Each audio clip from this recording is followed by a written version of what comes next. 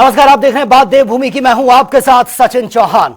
मुख्यमंत्री पुष्कर सिंह धामी की ओर से सहस्त्रधारा हेलीपैड से जो शियाड़ा हेलीपैड के लिए हेली सेवा का शुभारंभ कर दिया गया और इसी के साथ ही जिला मुख्यालय उत्तरकाशी का देहरादून से हवाई संपर्क से यह जोड़ दिया गया है। वहीं इस मौके पर सीएम धामी ने प्रदेशवासियों को बधाई भी दी है।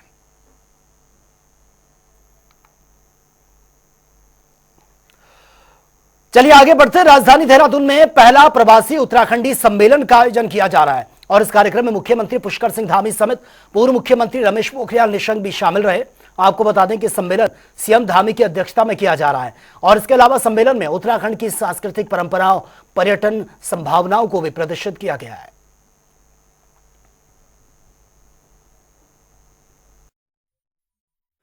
यहाँ नकल करवा दी, फिर परीक्षा कैंसिल हुई। कई बार जो हमारे होनहार युवा भाई बहन बच्चे थे, उनका भविष्य लगातार खराब हो रहा था, उनके भविष्य से खिलवाड़ हो रहा था, उनका विश्वास लगातार डोलता जा रहा था।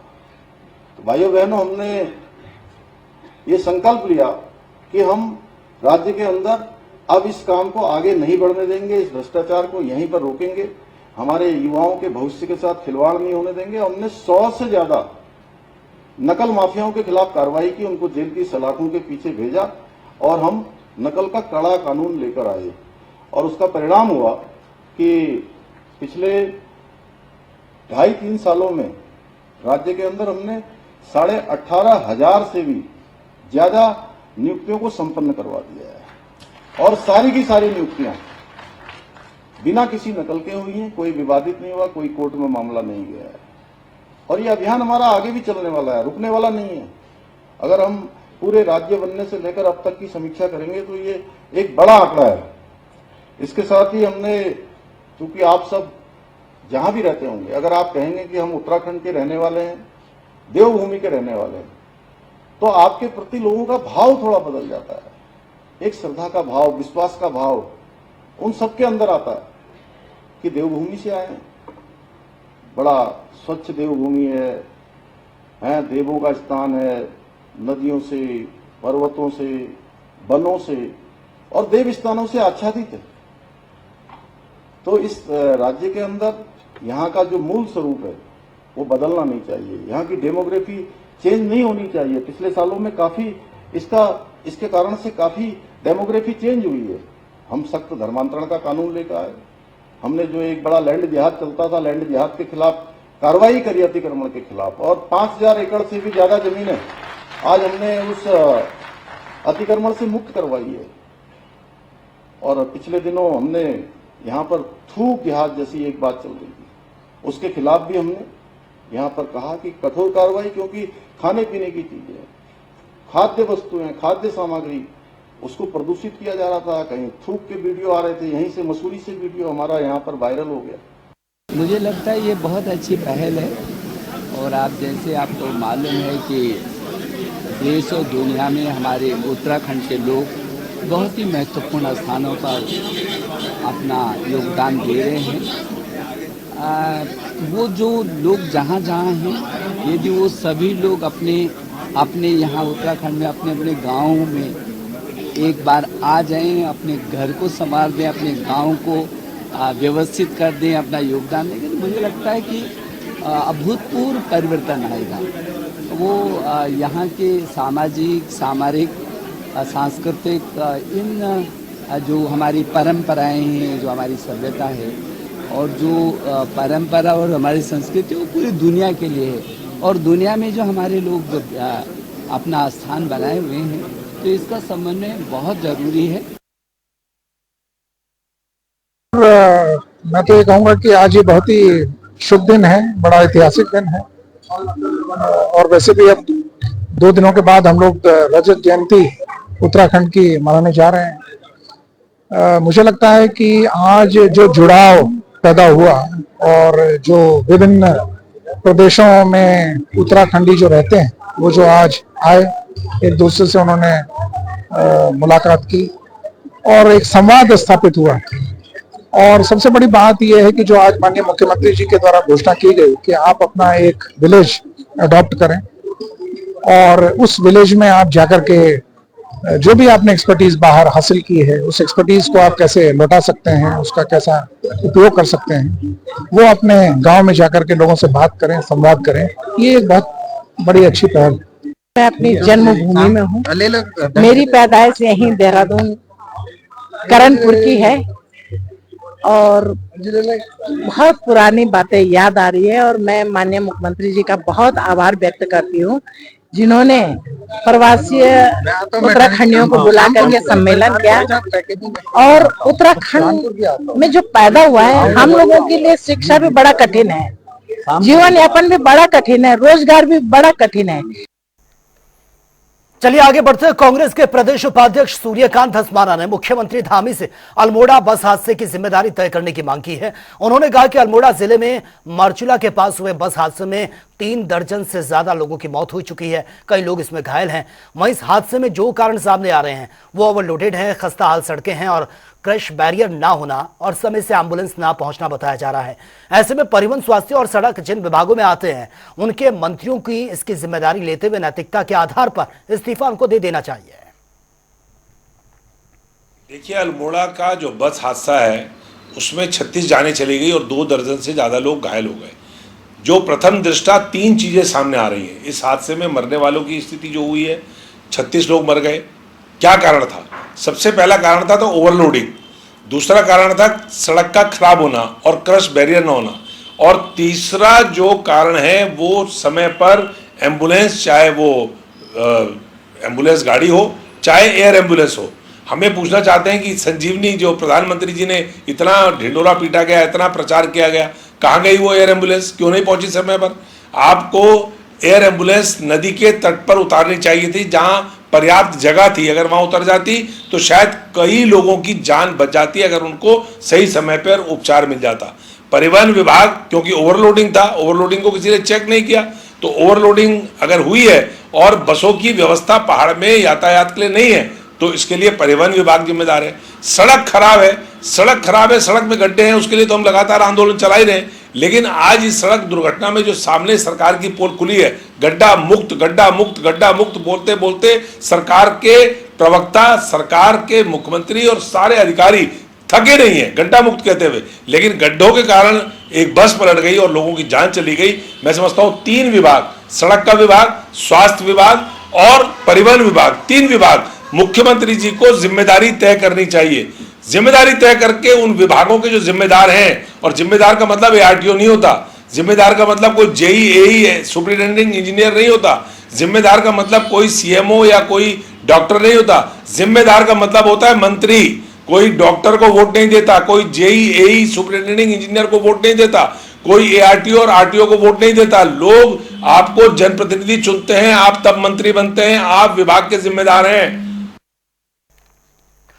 केदारनाथ सीट पर उपचुनाव को लेकर सियासी पारा इस वक्त हाई है। एक तरफ कांग्रेस जहां बद्रीनाथ और मंगलौर के बाद केदारनाथ सीट को जीतना चाहती है, तो वहीं बीजेपी की ओर से भी केदारनाथ सीट को जीतने के लिए एडी चोटी का जोर लगाए हुए हैं।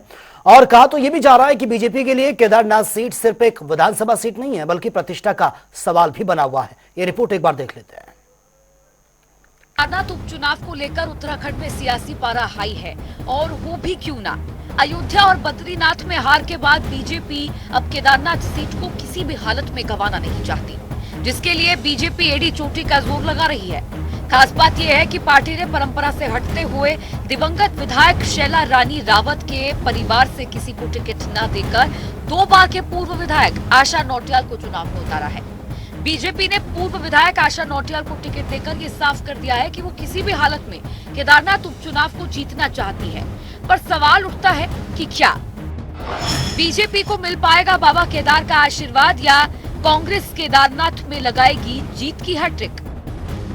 दरअसल केदारनाथ सीट पर बीजेपी हो या कांग्रेस, दोनों ही पार्टियों ने पुराने चेहरों पर दांव लगाया है।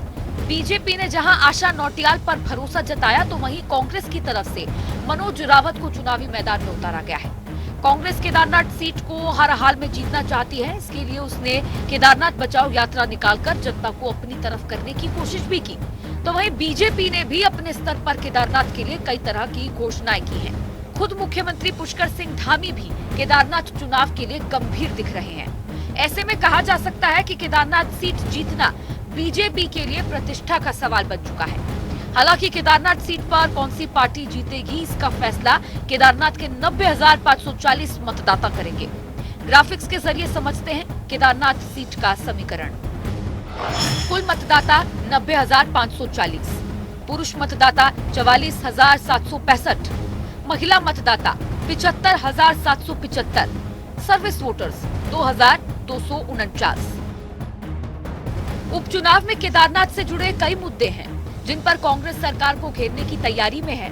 इसमें केदारनाथ पीतल सोना विवाद, दिल्ली केदारनाथ मंदिर मामला, चारधाम यात्रा अनियमितता, केदारनाथ पुनर्निर्माण कार्य जैसे कई मुद्दे हैं। वहीं बात करें बीजेपी की, तो बीजेपी केदारनाथ उपचुनाव पीएम मोदी के सहारे जीतने की कोशिश में है। बीजेपी के कई नेता ये बार बार कह चुके हैं कि केदारनाथ से पीएम मोदी का खासा लगाव है। इतना ही नहीं, पार्टी उपचुनाव के प्रचार में लगातार केंद्र के कामों का सहारा लेकर जनता का दिल जीतने की कोशिश कर रही है।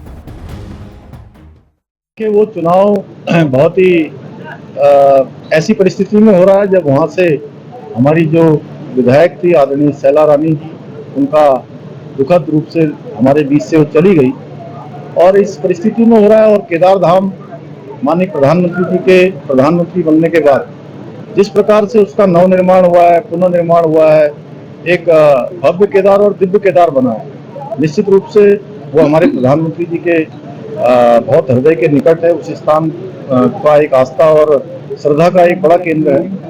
तो वहाँ के लोग विकास जो वहाँ पर हुआ है उस विकास को आगे बढ़ाएंगे। पिछले दिनों जो आपदा आई थी वहाँ पर, उस आपदा में भी जिस प्रकार से तेजी से काम हुआ है सब लोगों ने देखा है। और मैंने भी कहा है, वहाँ जाकर भी कहा था, पहले भी कहा था कि जितने समय तक केदारनाथ क्षेत्र को नया विधायक नहीं मिल जाता, मैं भी उनके विधायक के रूप में काम करूंगा। केदारनाथ सीट का क्या इतिहास रहा है, ग्राफिक्स के जरिए जानते हैं। आशा नौटियाल भारतीय जनता पार्टी जीत, शैला रानी रावत कांग्रेस हार। साल 2007 में केदारनाथ विधानसभा चुनाव परिणाम, भारतीय जनता पार्टी आशा रानी नौटियाल जीती, कांग्रेस कुंवर सिंह नेगी हारे। साल 2012 केदारनाथ विधानसभा चुनाव परिणाम, कांग्रेस शैला रानी रावत जीती, भारतीय जनता पार्टी आशा नौटियाल हारी। 2017 केदारनाथ विधानसभा चुनाव परिणाम, कांग्रेस मनोज रावत जीत, निर्दलीय कुलदीप रावत हार। 2016 में कांग्रेस में भारी बगावत हुई और शैला रानी रावत ने बीजेपी का दामन थाम लिया। 2017 के चुनाव में बीजेपी ने आशा नौटियाल का टिकट काटकर शैला रानी को अपना प्रत्याशी बनाया। आशा नौटियाल निर्दलीय लड़ी और इसका फायदा कांग्रेस प्रत्याशी मनोज रावत को पहुंचा। 2017 में मोदी लहर के बावजूद मनोज रावत कांग्रेस को इस सीट से जीत दिलाने में कामयाब रहे। उन्होंने निर्दलीय प्रत्याशी कुलदीप रावत को करीबी अंतर से मात दी। 2022 केदारनाथ विधानसभा चुनाव परिणाम, शैला रानी रावत बीजेपी जीत, कुलदीप रावत निर्दलीय हार। 2022 में बीजेपी ने फिर से शैला रानी रावत को उम्मीदवार बनाया। उन्होंने निर्दलीय कुलदीप रावत को हराकर बीजेपी को जीत दिलाई। हालांकि इस साल जुलाई में केदारनाथ सीट पर बीजेपी की विधायक शैला रानी रावत के निधन से ये सीट खाली है, जिसके बाद अब यहाँ उपचुनाव कराए जा रहे हैं, जिसे बीजेपी किसी भी हाल में जीतना चाहती है। ये तो जग जाहिर है कि बीजेपी हमेशा से ही हिंदुत्व के एजेंडे पर चुनाव लड़ती आई है, लेकिन पिछले कुछ चुनावों में धार्मिक सीट पर मिली हार के बाद विपक्ष की ओर से बीजेपी पर लगातार हमला किया जा रहा है। याद कीजिए, लोकसभा चुनाव में भारतीय जनता पार्टी अयोध्या की फैजाबाद सीट हार गई थी। इसके बाद हुए उत्तराखंड के बद्रीनाथ विधानसभा सीट के उपचुनाव में भी बीजेपी के हाथ हार लगी। अयोध्या में जहां समाजवादी पार्टी तो बद्रीनाथ में कांग्रेस ने बाजी मार ली। हिंदू राजनीति के केंद्र में अयोध्या और बद्रीनाथ दोनों के खासे मायने हैं। ऐसे में जब दोनों ही केंद्र बीजेपी से दूर हो गए तो विपक्ष की ओर से हमला किया जाना तो लाजमी था। अब केदारनाथ सीट पर होने जा रहे उपचुनाव पर पूरे देश की नजर टिकी हुई है। अयोध्या बद्रीनाथ को गंवाने के बाद बीजेपी इस चुनाव में जी जान लगा रही है। अब ये देखने वाली बात होगी कि क्या एक बार फिर आध्यात्मिक सीट पर बीजेपी को हार का मुंह देखना पड़ेगा या फिर केदारनाथ की जीत के साथ ही बीजेपी का खोया हुआ वर्चस्व लौटेगा। स्पेशल डेस्क, जनता टीवी। तो फिलहाल इस बुलेटिन में मेरे साथ इतना ही, लेकिन तमाम खबरों के लिए आप बने रहिए जनता टीवी के साथ। नमस्कार।